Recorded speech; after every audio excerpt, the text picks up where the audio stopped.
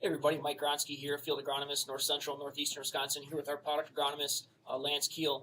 Just here to talk briefly on some of our silage performance and products that we've seen this year. Getting into my second week now with DuPont Pioneer. Had some great opportunities to see some of our BMR harvest results coming back in, and it's been seeing some great yields, excellent starch content, great grower feedback in terms of overall plant health and how it looked late season. Lance, you want to elaborate a little bit on that and tell me what you've been seeing on your end of things? You're really fortunate to be joining the team. It's such a fun time. Never can I remember such a great, rock-solid lineup in our silage BMR specifically. It's been a lot of fun with growers, taking out silage plots and looking at a lot of the data. You can see on the screen here, you can see the data for yourself. It's just really impressive.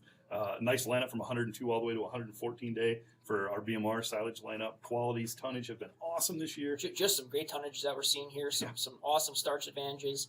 And pairing that up with our plant health that some of the competition can't offer. But why aren't we putting these on our acres?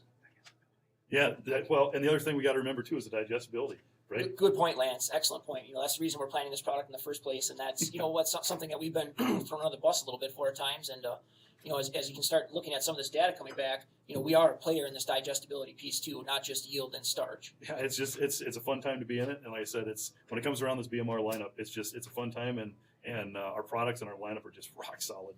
So. Absolutely. Just getting going here, I'm very excited to be part of this, and I think there's going to be some more great things to come, and I can't wait to get some more of these products positioned on some acres here going forward. We're going to have a lot of happy cows eating some Pioneer silage, I think. Perfect. That's what we wanted to hear. One other thing to mention here, obviously we've talked a lot about BMR here today, but the other thing is we also have a great lineup of just our conventional silage that can put some incredible quality in the bunk, pairing that up with our inoculant lineup. There's no reason, regardless of what the acre is or what you need for your farm, to not be looking at Pioneer and its lineup and what it has to offer. Absolutely, well said. Well said. The rest of our lineup is no slouch. We talk heavily around the BMRs, but we can't forget our conventional silage lineup. We've also got what we call a PFS lineup. That's specific products that are primarily for silage. They're designed specifically for the cows. But if everybody's got a few acres that maybe doesn't get chopped. Absolutely. These primarily for silage products can still stand the rest of the year. They're very agronomically sound. They dry down. You can take them for wet grain. You can take them for dry grain. They work really well. So. Yeah, and some of these products are going to give you that versatility. So now all of a sudden you don't have all your acres in a BMR, and you get done chopping and you have 40 acres left, and you go, what am I going to do this? I can't combine this. I can't take it to the elevator.